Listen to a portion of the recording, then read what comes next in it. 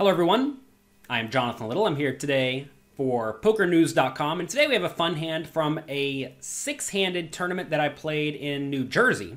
I believe this was a $1,000 buy-in tournament, but it maybe was a little bit larger, like $2,000. So, in this hand, I get ace-8 offsuit on the button and raise to 300 out of my 20,000 stack, which I think is perfectly fine and definitely the right play. Now, a good kid who I respect, one of the best players in the world, actually, he elects to 3-bet to 1,050 from the big blind. First things first, what does this player's range look like? Well, it's kind of hard for me to nail down.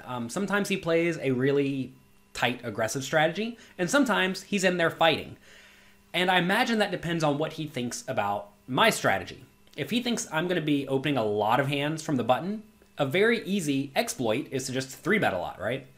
If he thinks I'm going to be more tight and aggressive, well then instead he's probably going to be 3-betting more value hands that ace-8 does quite poorly against. So this is a spot where I think I usually just need to fold. Ace-8 is not a good hand. Do not think that you have to call 3-bets every single time. As you raise wider and wider though, if you're going to try to defend an appropriate amount of the time, this ace-8, not a good hand again, may occasionally slip into a hand you need to call with. Like if you're raising 70% of hands from the button, for example, well, you just have to call with ace-8. But if ace-8 is one of the worst hands you're raising, because you're not raising king-6 or queen-8 and hands like that, well then maybe you can justify folding this ace-8.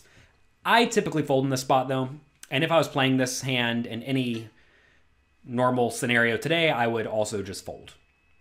But we called, we got splashy, and the flop comes 7-5-3, 2 diamonds. I have the ace of diamonds. That's exactly what you want in life. You want the nut, backdoor, flush draw, and overcards. So now, the opponent bets 1,100 into this 2,000 pot. And you want to make sure you're not folding too much in this scenario.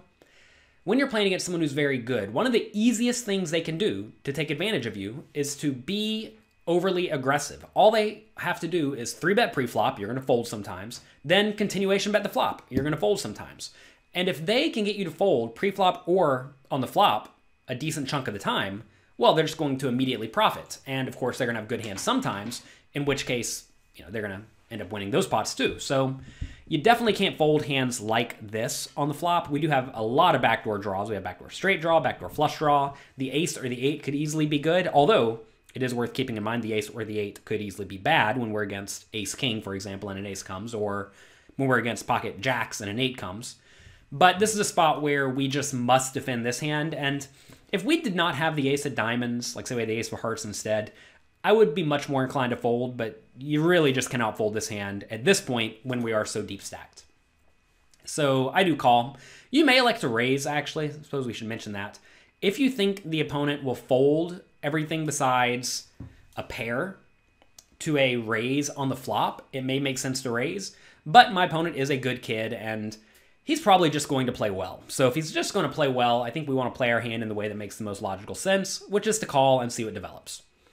So, on the turn is the 4 of diamonds, which is great.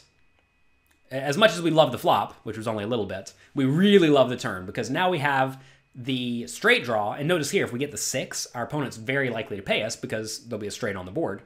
And we have the flush draw, which is also quite strong.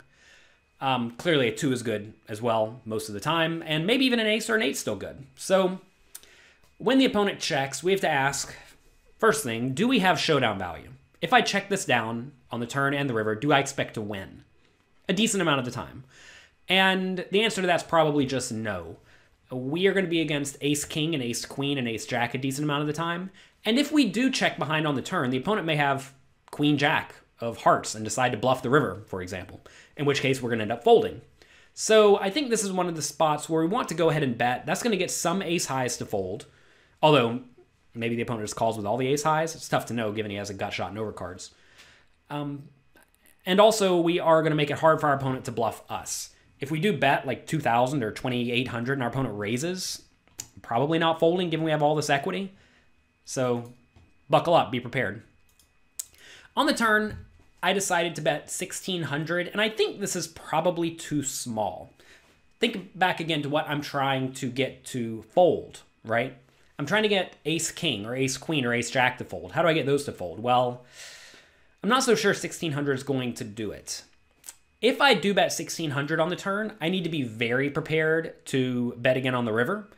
In general, you're going to find that as you use smaller bets on the previous streets, the flop and the turn, you need to be more inclined to continue firing on the later betting rounds. And that's because when you bet small, you're going to keep your opponent in with all sorts of marginal stuff. And notice here, I lose to a lot of the marginal stuff like ace-king. So I definitely need to bet again on the river. The question is, do I want to bet a little bit bigger on the turn so I can occasionally not bluff the river? But I guess with this hand, given I blocked the nut flush and also we blocked the straight, it's a spot where I think I probably just want to bet every time. So maybe this line is better than betting big on the turn. Although, if there's a way to make the overpairs fold, like pocket nines, I definitely want to take that line that makes those overpairs fold. So I think a bet of like 2,500 on the turn and then a big bet on the river of maybe 7,000 or 8,000 is going to be the only way we're going to get the overpairs to fold. Could even go all in on the river, really. I don't think a small bet on the turn of 1,600 and then maybe 6,000 on the river is going to get it done. So I would have chosen a slightly different line in the spot. As you think your opponent's going to check raise you more on the turn, that should make you more inclined to bet small, because in this spot, if we bet small and get raised, we can still call. But if we bet like 2,500 and our opponent goes all in, well, now we can't call, right? And that would be a bit of a disaster. So that's probably what I was thinking here. I wanted to make a bet such that I could still call if I get raised, and I also don't want to induce an all-in. So I get why I made this bet. I'm just not sure it is necessarily right. It is such a disaster when you get check raised all in, though, with this hand. So maybe this is just fine. It's tough to know. Anyway, this time, the opponent just folded. And we win the pot. So our splashy preflop call ended up getting rewarded, and, you know, sometimes it works out well. If you enjoyed this video, please let the people over at pokernews.com know. Thanks to them for letting me make these videos. And, you know, be sure to check back next week for another fun poker hand. Thanks for watching.